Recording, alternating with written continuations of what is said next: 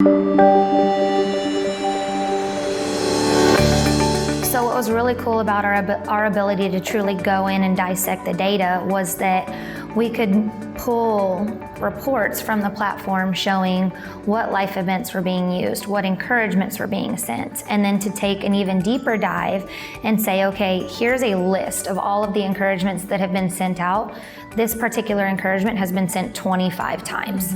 This one has been sent 12. To be able to give them a comprehensive list of the top 25 encouragements that their organization is using, and then to further dissect that by each category, whether it's words and phrases, audio and visual, events and experiences, or gifts and goodwill, that gives the organization an ability to say, okay, here's what's working. Here's what our employees like. Here's how they like to communicate.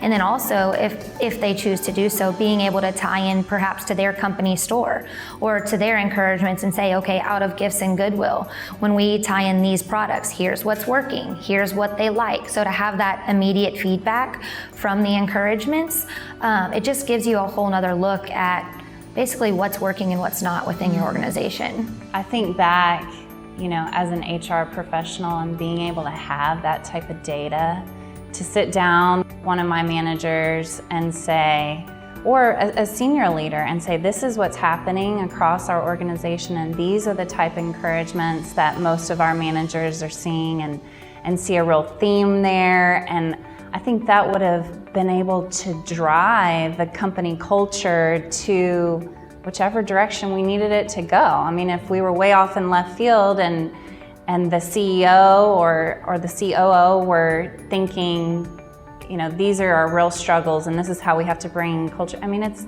in a sense, it's almost an employee engagement survey to be able to have that type of data and see how are my employees really needing to be encouraged. The other thing that was great to hear were some of the managers started to speak up and say, and they weren't saying it specifically, I've changed my behavior, but they started to listen to their employees in a way they had never done before, where maybe it was just in passing, the employee would mention their son was struggling with their math homework or whatever it may be.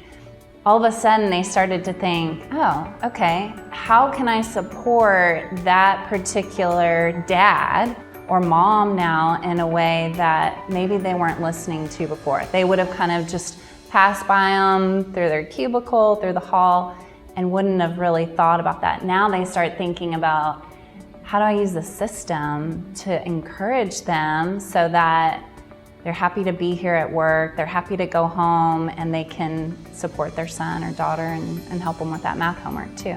The other thing that I think about as an HR leader is there's so many tools out there, but nothing like EncourageX. So we've got HR information systems that you can add every single module you want, performance management, you can add employee data into there, training, learning and development.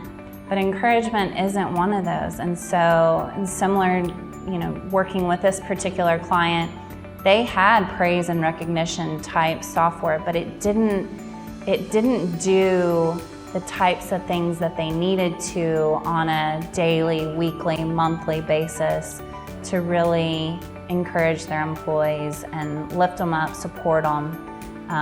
They were kind of more precursory.